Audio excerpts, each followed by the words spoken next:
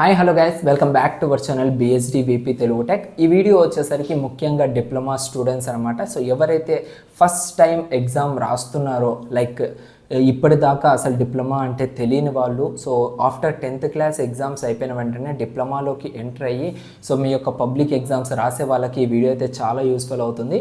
Like ఏం చెప్పబోతున్నాము ఈ వీడియోలో అంటే ఎగ్జామ్స్ అనేటివి ఎలా జరుగుతాయి అండ్ ఎక్కడ జరుగుతాయి, అదేవిధంగా మనకు ఏమైనా కాపీస్ కొట్టే అవకాశం ఉంటుందా, సో ఈ టాపిక్స్ గురించి అయితే మనం ఫుల్ఫిల్గా అయితే నేర్చుకోబోతున్నాము. అండ్ ఫర్దర్గా మీకు ఏంటంటే సో దానికి సంబంధించిన సిలబస్ అండ్ ఏది రాస్తే మనం ఎగ్జామ్లో పాస్ అవ్వచ్చు అండ్ ఏ సబ్జెక్ట్స్ నేర్చుకోవాలి, ఏ మార్క్స్ నేర్చుకోవాలి, లైక్ ఎన్ని మార్క్స్కి రాస్తే మనం పాస్ అవ్వగలుగుతాము అండ్ దాని యొక్క స్ట్రాటజీస్ ఎలా యూస్ చేయాలి, వీటిపైన అయితే ఫర్దర్గా మీకు లాట్ ఆఫ్ కంటెంట్ అయితే వస్తుంది.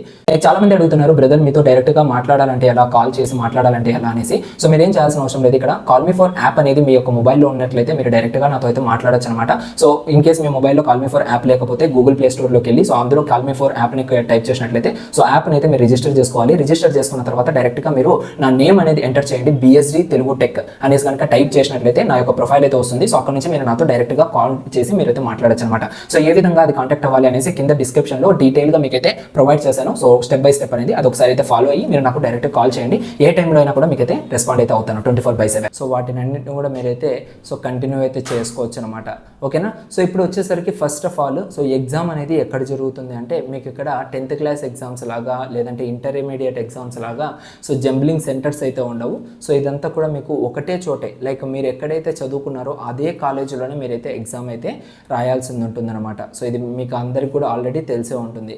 And coming to second point, మీకు ఏమైనా కాపీస్ కొట్టే అవకాశం ఉంటుందా అంటే 100% నో.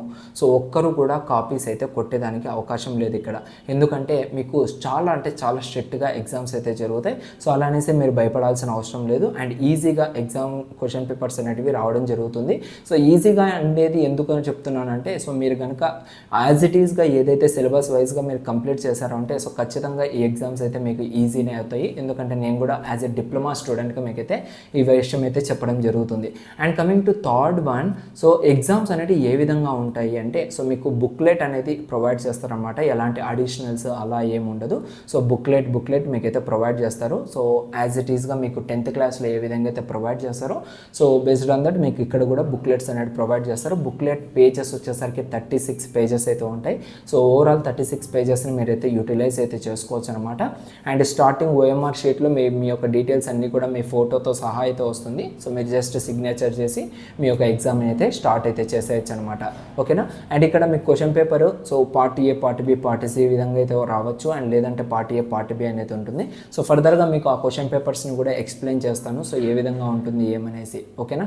సో ఈ విధంగా అయితే మనకు డిప్లొమా ఎగ్జామ్స్ అయితే ఉంటాయి. సో గోయింగ్ ఫార్వర్డ్ C23 ఈ వీడియో చూసే టయానికి C23 వాళ్ళకైతే ఎగ్జామ్స్ అనమాట ఫస్ట్ టైం.